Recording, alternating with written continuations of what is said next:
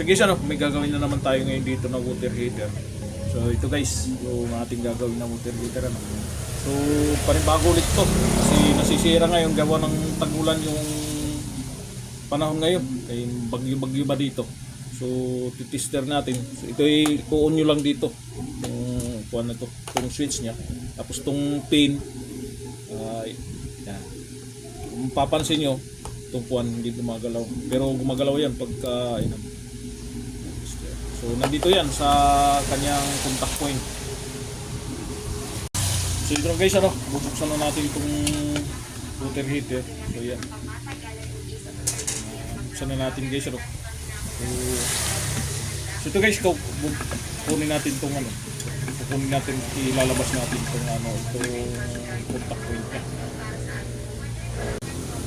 So ito yung guys, so natanggalan natin itong natanggalin yung susungkitin nyo lang itong pinaka-pin nya. Susungkitin nyo lang. Yan, susungkitin nyo lang to guys para lumuwag siya. Itong pin na to, susungkitin nyo lang. Itataas nyo lang guys. Pag naitaas nyo na, so mabubunot na yan. So yung malaki-laki ang iano natin guys para ito, itong screw.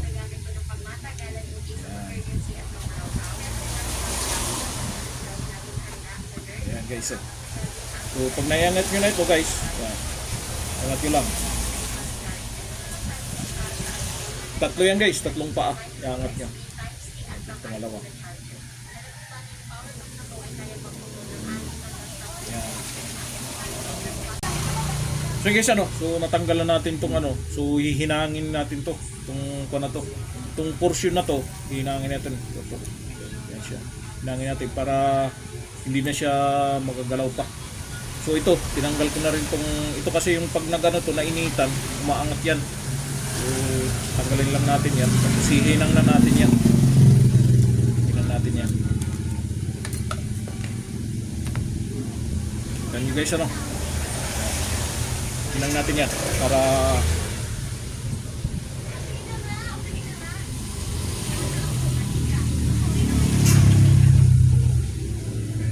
Ayo, mari laki.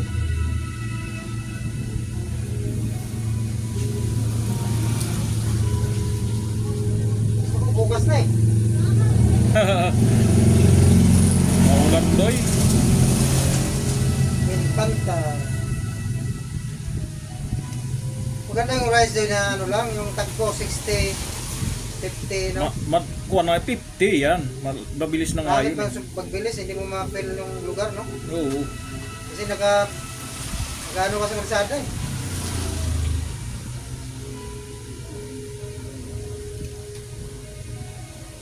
Umayang ka sa kunin na maganda na eh. Parang gusto ko, mabilis na eh. Mabilis na. Mabilis makarating. Mabilis pero medyo mabagal. So kapag mag-ride sa baka sa huli ka lagi. Baka matula yung angkas mo, tinitingnan mo lagi.